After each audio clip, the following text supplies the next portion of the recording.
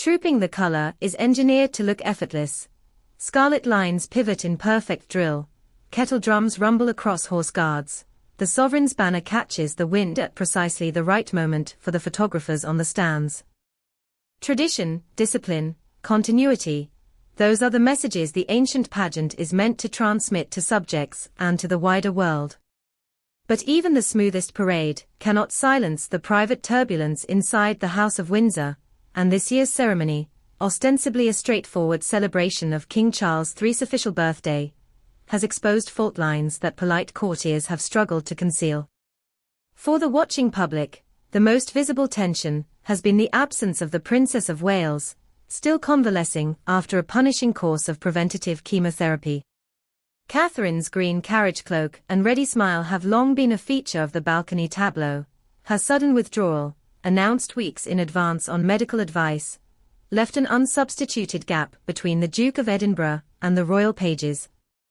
The courts of Europe, and Instagram's vast commentariat, sent their best wishes, but the change also sharpened focus on other family dynamics, most notably the ghost presence of a prince who no longer stands shoulder to shoulder with his regiment. 5,000 miles away in Montecito, California, Prince Harry streamed the BBC coverage on a large screen, in what friends describe as a mood of tight-lipped intensity.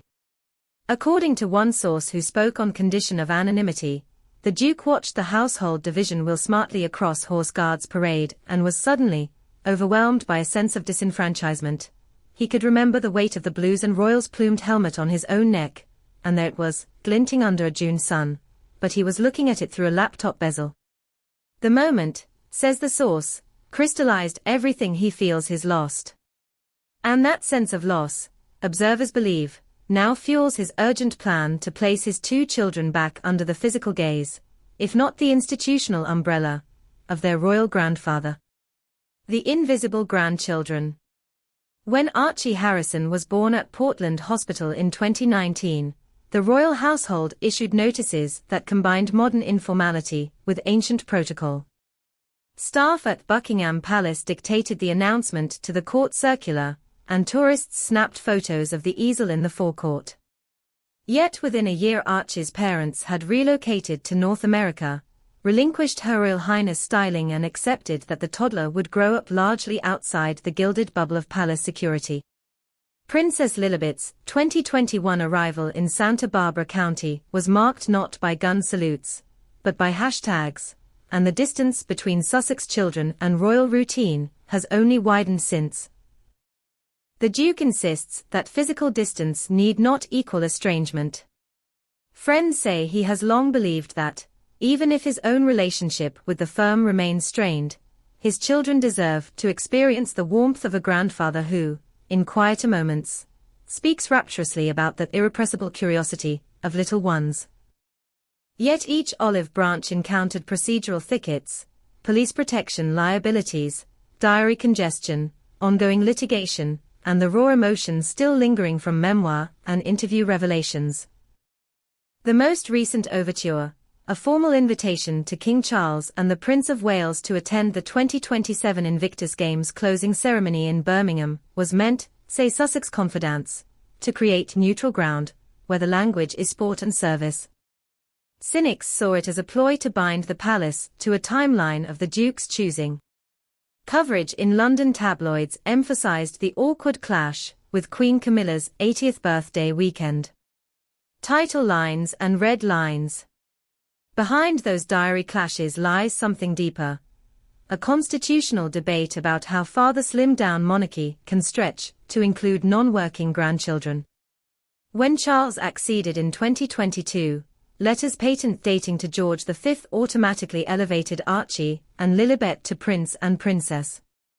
The official website eventually reflected the change, yet other emblems, royal protection, inclusion in the daily court circular, Christmas walkabouts at Sandringham, did not materialize. Palace aides argue that such privileges attach to those who serve the crown full-time. Supporters of the Sussexes counter that the children are being punished for decisions made by parents.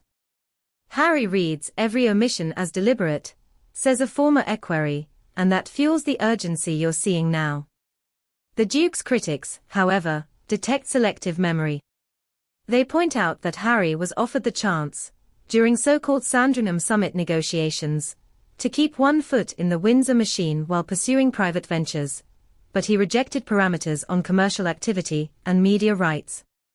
It's difficult, says one retired ambassador, to demand all the safety nets of royalty while simultaneously monetizing the mystique. William's coded words. Meanwhile, the heir to the throne has adopted a strategy of glacial restraint. Prince William's public remarks, whether on mental health campaigns or United for Wildlife conferences, are crafted to reveal as little as possible about intrafamily friction. Yet a single sentence at a Singapore climate summit, "It takes a village to raise a family, and it takes an entire planet working together to heal our environment," was read by analysts as a veiled comment on collective responsibility. Some believed the phrase signaled openness to eventual reconciliation, others saw it as a reminder that no single member can dictate terms. William's principle, says a senior Kensington Palace figure, is that trust has to be rebuilt offline, away from microphones. He will not be drawn into an on-again, off-again cycle of Zoom calls released as content. When asked privately whether he fears the next generation of Sussexes will feel rootless, the prince is said to reply that lineage is not something a parent can grant or withhold. It is there in their blood. What matters is the example we set. That example, he reportedly adds, includes discretion. Such comments, though indirect, clarify why the Wales household has no intention of reversing security policy simply to facilitate a transatlantic photo call. A king in the middle. King Charles's position is perhaps the most complex. Constitutionally, he must heed ministerial advice. Emotionally, he remains a father navigating hurt. Courtiers confirm that, during chemotherapy down weeks, the monarch studies photographs of Archie's early months that remain in a frame on his Highgrove desk. But advisors also note that any private visit by the Sussex children would trigger logistical ripples. When you introduce minor royals onto a royal estate, everything from policing to media access changes, explains a government security liaison. If word leaks, the status of those minors becomes headline material again. The king, a veteran of decades-long press skirmishes, is determined to avoid that circus. One pragmatic solution stands out: a discreet introduction, at the Duchy of Cornwall's winy-wormed retreat in Wales, well away from London lenses. Sources tell us that such a scenario was proposed in principle last year, but fell apart over unresolved police protection funding.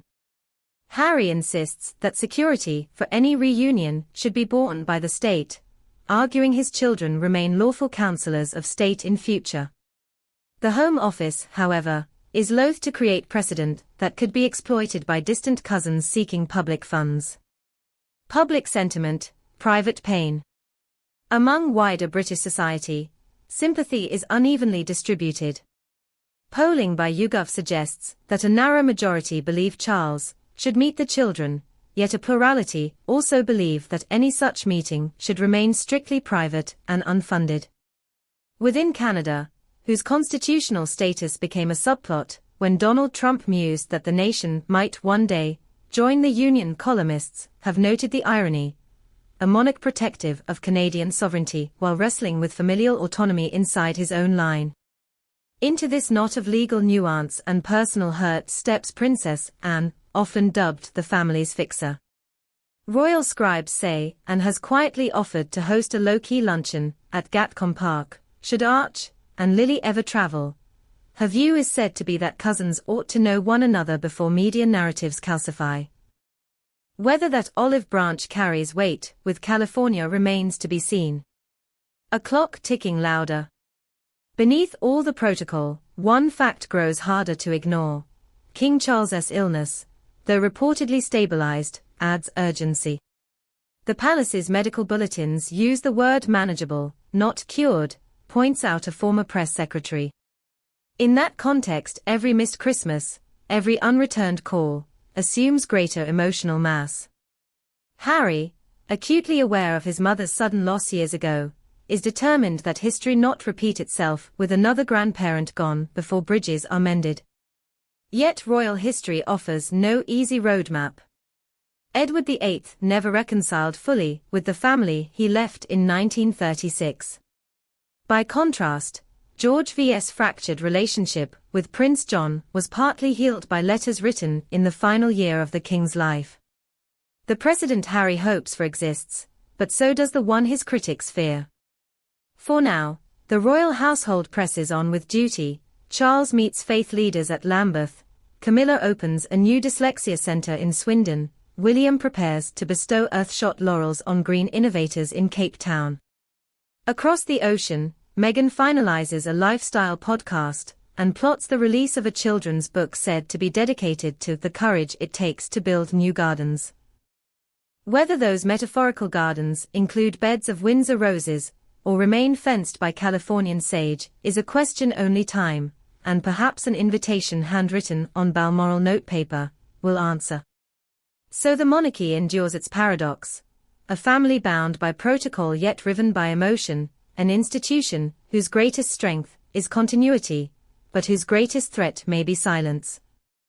Trooping the colour ended, the drums fell silent, and the royal standard dipped as the king rolled back through the palace gates. Somewhere inside, after he had saluted the guards and thanked the trumpeters, perhaps he looked again at the photograph of a red-haired boy astride a Shetland pony, a reminder that bridges, like regiments, march best when they move in step. ChatGPT